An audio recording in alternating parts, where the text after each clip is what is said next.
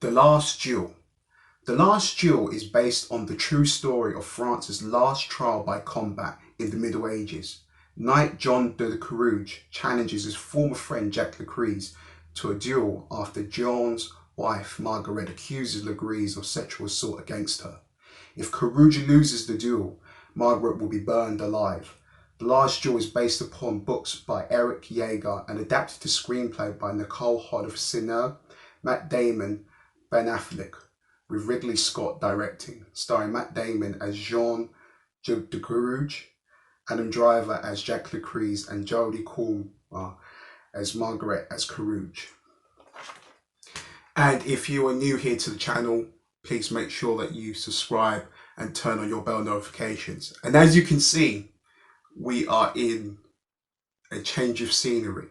We're here to talk about The Last Duel, and I have to say that my experience with The Last Duel was kind of a unique one.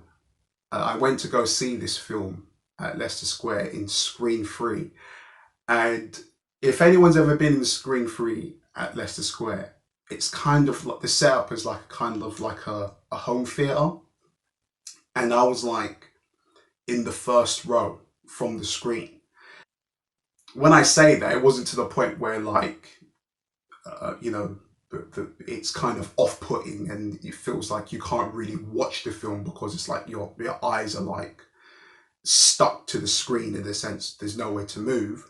But I felt like the distance between myself and the screen was enough, and that's what gave it that kind of like homely, kind of home theatre vibe.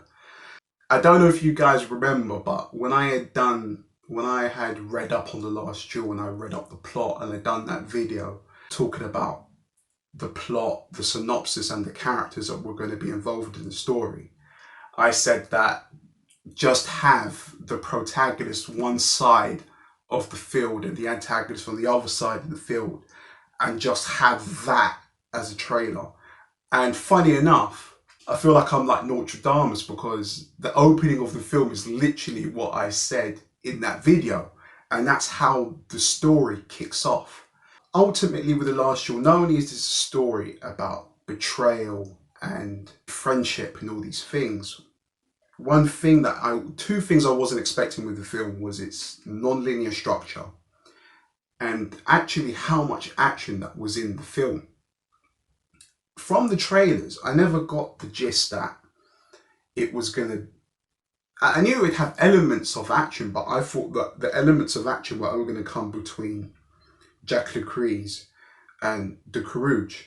That's what I thought I was going to see, but we actually see that their friendship, Le Gris and De Caurrouge, that they were these knights that went into battle with each other and so on and so forth. And one thing that exponentially shows that is this film's non-linear structure, being that we go through this non-linear structure of, we see the point of view from De Caurrouge, then we see the point of view from Le Gris, and then we see finally the truth, well, the point of view from Marguerite.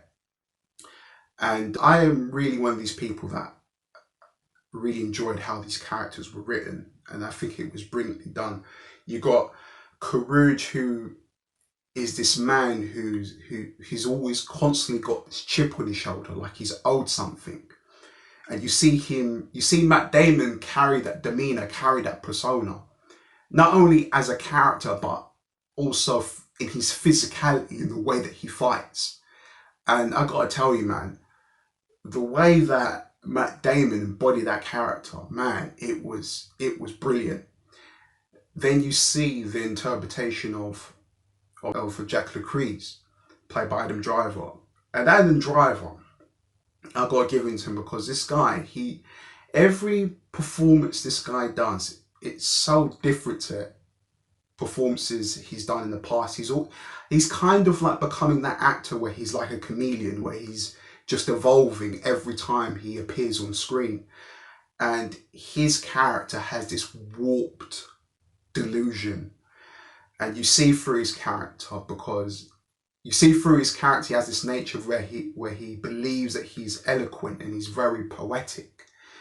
And this nature of his character even plays out with how he, in his delusioned mind, sees what he done to Lady Margaret, and he doesn't see it as an act of violence. He doesn't see it as a crime, because he's like, in his own mind, he's like this unreliable narrator. And the way that that was done, I couldn't commend that enough. Then we have Lady Margaret, and she stands up for herself. She understands who she is as a person, and ultimately knows that what was done to her was heinous and wrong and all those type of things. And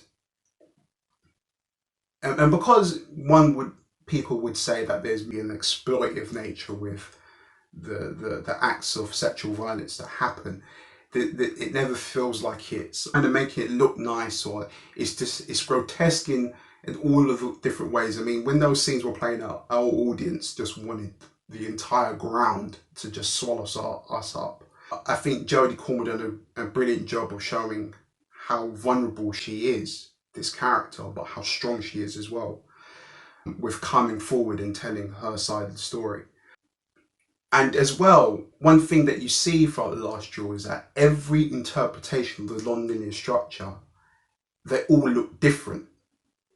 And based on how they look different, you can base that to the psychology of the characters, which I thought was a really, really good touch within the film.